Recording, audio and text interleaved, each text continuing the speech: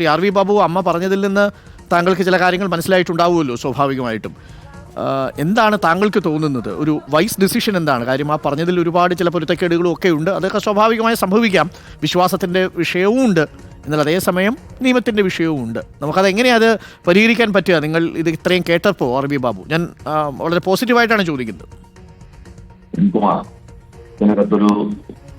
ഈ ഒരു കൊലപാതകമാണ് എന്ന് വരുത്തിപ്പെടുത്തുക എന്ന ഉദ്ദേശത്തോടു കൂടിയിട്ടുള്ള ചില സമീപനം മാധ്യമങ്ങളുടെ ഭാഗത്തു നിന്നും ഉൾപ്പെടെ സ്വാഭാവികമാണ്. കാരണം നമ്മുടെ നാട്ടിൽ നടപ്പില്ലാത്ത രീതിയിലുള്ള ഒരു സംഭവം നമുക്ക് കാണുമ്പോൾ അതിന്റെ പിന്നിൽ ഒരു ദുരൂഹത കണ്ടെത്തുകയും അതിനെ ഒരു കൊലപാതകമാക്കി ആണ് എന്നൊരു ധാരണയോടുകൂടി അതിനെ സമീപിക്കുകയും ചെയ്യുക എന്നുള്ളതാണ് സാധാരണ രീതിയിൽ കാണുന്നത്. അതാണ് ഇവിടെ സംഭവിക്കുന്നതാണ് ഞാൻ മനസ്സിലാക്കുന്നത്. ഇവിടെ ഒരു നിയമത്തിന്റെ ദൃഷ്ടിയിൽ ഒരാളുടെ മരണം സർട്ടിഫൈ ചെയ്യേണ്ടത് പുറത്തു നിന്നാണെങ്കിലും ആണെന്നൊന്നുമില്ലല്ലോ. മരണം നമ്മുടെ നാട്ടിൽ നടക്കുന്നത് ആരും സർട്ടിഫൈ ചെയ്യാൻ പുറത്തു നിന്നല്ല വരാറുണ്ട്. കുടുംബാംഗങ്ങൾ തന്നെയാണ് മരിച്ചു അത് തന്നെ അവരാണ് ഉറപ്പാക്കുന്നത് മരിച്ചു എന്നുള്ളത്. പ്രശ്നം ഇവിടെ ആ കുടുംബത്തിന് ചുറ്റുപാടുമുള്ള ചില മറ്റ് ആളുകൾ ഈ വിശ്വാസവുമായി ബന്ധമില്ലാത്ത ആളുകളുടെ ഭാഗത്ത് നിന്നുള്ള എതിർപ്പുകളുണ്ട്. അതാണ് ഇത്രയും കോംപ്ലിക്കേറ്റഡ് ആക്കിയത്, എനിക്കത് മനസ്സിലായി ശ്രീ ആർ വി ബാബു. പക്ഷെ അപ്പോൾ അതിനകത്തൊരു ഒരേ ടെക്നിക്കൽ പോയിന്റ് എന്താണെന്ന് വെച്ചാൽ, നമ്മൾ സാധാരണ രീതിയിൽ ഇപ്പോൾ നമ്മുടെയൊക്കെ വീട്ടിലൊക്കെ മരണം നടക്കുമ്പോൾ അത് സ്ഥിരീകരിക്കുന്നത് നമ്മളൊക്കെ തന്നെ ആയിരിക്കുമല്ലോ പൊതുവേ. പക്ഷെ അതിൽ ആർക്കെങ്കിലും ഒരു സംശയമുണ്ടെങ്കിൽ സ്വാഭാവികമായി പോസ്റ്റ്മോർട്ടം എന്നതാണ് ലീഗൽ പ്രൊസീജിയർ എന്ന് പറയുന്നത്. അതിനെ നമുക്ക് എതിർക്കാൻ കഴിയില്ലല്ലോ. ഓക്കെ, ശരി, മനസ്സിലായി. എനിക്ക് ആ പൊസിഷൻ കിട്ടിയാൽ മതി ശ്രീ ആർ വി ബാബു. കാര്യം നമ്മുടെ നിയമത്തെ എല്ലാം അംഗീകരിച്ചുകൊണ്ടാണല്ലോ. അതായത് ഈ അമ്മയോട് വളരെ സമാധാനമായിട്ട് മക്കളോട് സമാധാനമായിട്ട് അതെ കാര്യങ്ങൾ പറയുക എന്നുള്ളത്, അവരെയും പാനിക് ആക്കാതിരിക്കുക. അവർക്കും ഈ കാര്യങ്ങളൊന്നും അറിയണമെന്നിരിക്കട്ടെ. ഞാൻ ചോദിക്കാം, ഈ മരണം ഇവര് വിശ്വസിക്കുന്ന രീതിയിലുള്ള ഒരു സമാധിയായിട്ട് അത് വിശ്വസിക്കുന്നു. അത് അവരുടെ വിശ്വാസമാണ്, ആർക്കും ചെയ്യാൻ സാധ്യത. അത് ആ രീതിയിലാണ് നടന്നത്. ഈ ഒരു അസ്വാഭാവികത ഇല്ല എന്ന് വെച്ചാൽ ആ കല്യാണം ഇവർ പറയുന്ന സമാധി മണ്ഡപം പൊളിച്ച് അല്ലല്ല, അതിനകത്തൊരു അപകടമുണ്ട് ശ്രീ ആർ വി ബാബു. കാരണം കല്ലറയും ബാക്കിയെല്ലാം ഭൗതികമായിട്ടുള്ള കാര്യങ്ങളാണല്ലോ. സമാധി എന്ന് പറയുന്നതാണല്ലോ അതിനകത്ത് നീ ആത്മീയമായി അത് സംഭവിക്കുകയാണെങ്കിൽ സാധ്യമാവുക. എനിക്കത് എങ്ങനെ ഇന്റർപ്രറ്റ് ചെയ്യുന്ന അറിയില്ല, എനിക്കത് കാര്യമായി അറിയാത്തത് കൊണ്ട് കാര്യം എനിക്ക് പറയാനും കഴിയില്ല. പക്ഷേ ഒരു പ്രശ്നം, പോസ്റ്റ്മോർട്ടം റിപ്പോർട്ടിൽ 11:15 മുൻപാണ് മരണം സംഭവിച്ചതെന്ന് തെളിഞ്ഞാൽ ഈ അമ്മയും ഈ 2 മക്കളും സുരക്ഷിതരാണ് നിയമത്തിന് മുന്നിൽ.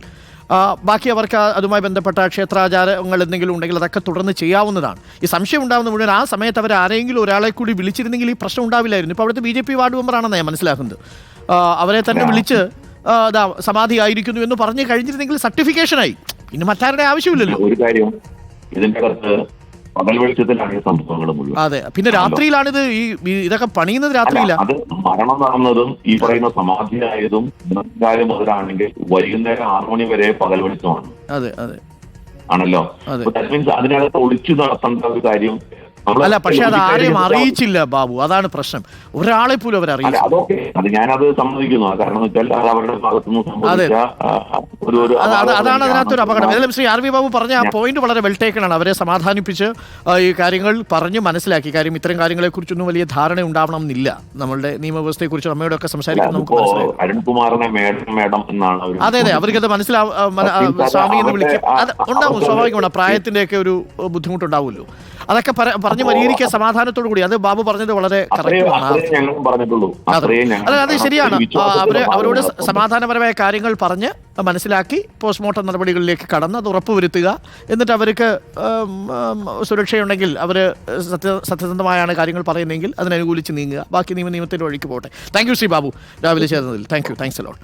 ശ്രീ ആർ വി ബാബുവാണ് നമുക്കൊപ്പം ചേർന്നത്. ശ്രീ ബാബു പറഞ്ഞതുപോലെ ഇപ്പോൾ അതാണ് ഐക്യ ഹിന്ദു വേദിയുടെ സ്ഥലം. ഇപ്പോൾ അദ്ദേഹത്തിനും കാര്യങ്ങൾ മനസ്സിലായിട്ടുണ്ടാവും. ഇതുമായി ബന്ധപ്പെട്ട എല്ലാവർക്കും കാര്യങ്ങൾ മനസ്സിലായിട്ടുണ്ടാവും. എന്താണ് അവിടെ സംഭവിച്ചത്, ഇനി എന്താണ് ഇക്കാര്യത്തിൽ ചെയ്യേണ്ടത് എന്നുള്ളത്. അമ്മ സംസാരിച്ചതിൽ നിന്ന് നമ്മൾ മനസ്സിലാക്കുന്നത് ഒരു ഇന്നസെൻ്റ് ആണ്. അമ്മയ്ക്ക് കാര്യങ്ങളൊന്നും കാര്യമായി ധാരണയുണ്ടാവണം എന്നില്ല നിയമവ്യവസ്ഥയെക്കുറിച്ചൊക്കെ. അമ്മയെ പറഞ്ഞ് ബോധ്യപ്പെടുത്തുക എന്നുള്ളതാണ് ആവശ്യം. പ്രായമായ സ്ത്രീയാണ്.